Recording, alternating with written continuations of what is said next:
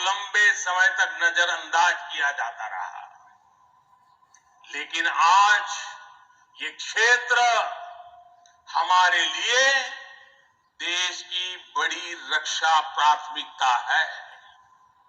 इसलिए हम नौसेना के लिए बजट बढ़ाने से लेकर उसकी क्षमता बढ़ाने तक हर दिशा में काम कर रहे हैं।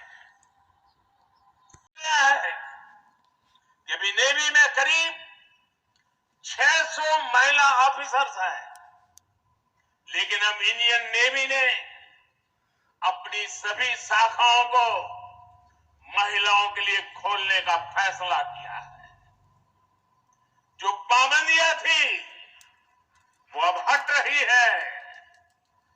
जैसे समर्थ लहरों के लिए कोई दायरे नहीं होते, वैसे ही भारत की बेटियों के लिए भी अब कोई दायरे या बंधन नहीं है।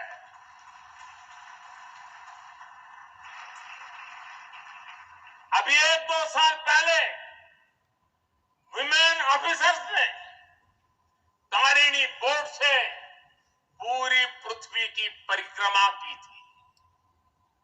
आने वाले समय में ऐसे पराक्रम के लिए कितनी ही बेटियां आगे आएगी, दुनिया को अपनी शक्ति से परिचित करवाएगी।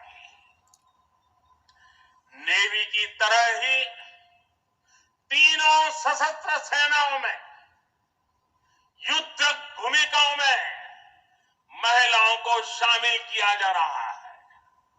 उनके लिए नई जिम्मेदारियों के रास्ते खोले जा रहे हैं। साथियों, आत्मनिर्भरता और आजादी को एक दूसरे का पूरक कहा जाता है। जो देश जितना किसी दूसरे देश पर निर्भर है, उतना ही उसके लिए संकट है।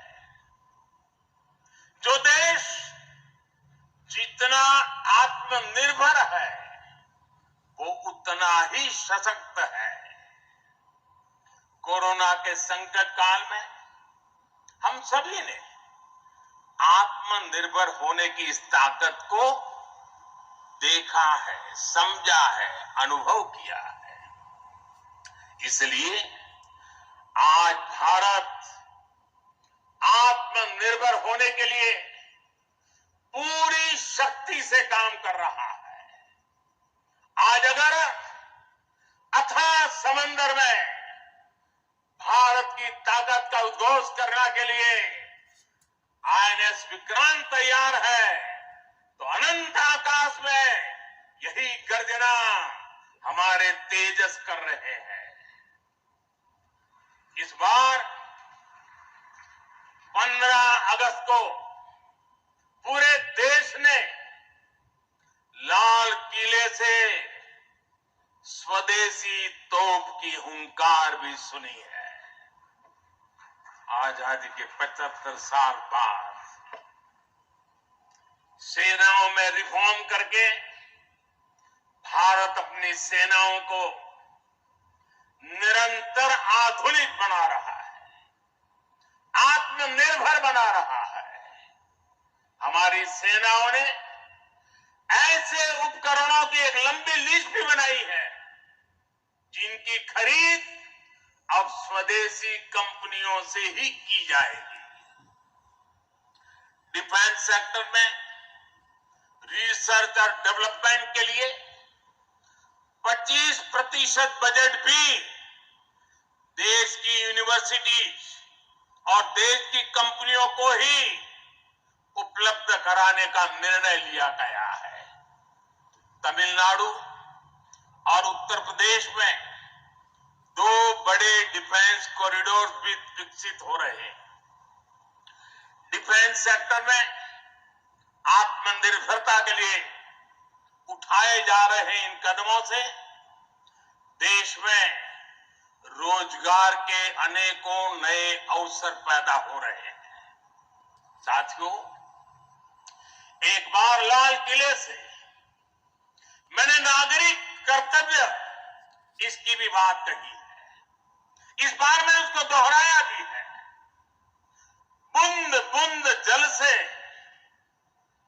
जैसे विराट समंदर बन जाता है, वैसे ही भारत का एक एक नागरिक वोकल फॉर लोकल, अगर वोकल फॉर लोकल के मंत्र को जीना प्रारंभ कर देगा तो देश को आत्मनिर्भर बनने में अधिक समय नहीं लगेगा।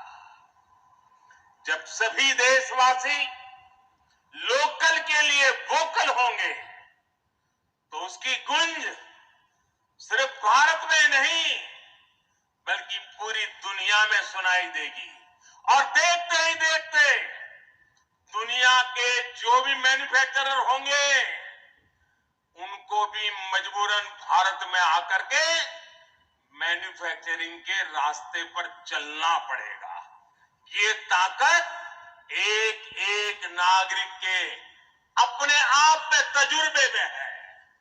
साथियों, आज जिस तेजी से वैश्विक परिवेश बदल रहा है, वैश्विक परिदृश्य बदल रहा है, उसने विश्व को मल्टीपोलर बना दिया है। इसलिए आने वाले समय में भविष्य की गतिविधियां और सक्रियता का केंद्र कहां होगा, ये भविष्य दृष्टि बहुत जरूरी हो जाती है।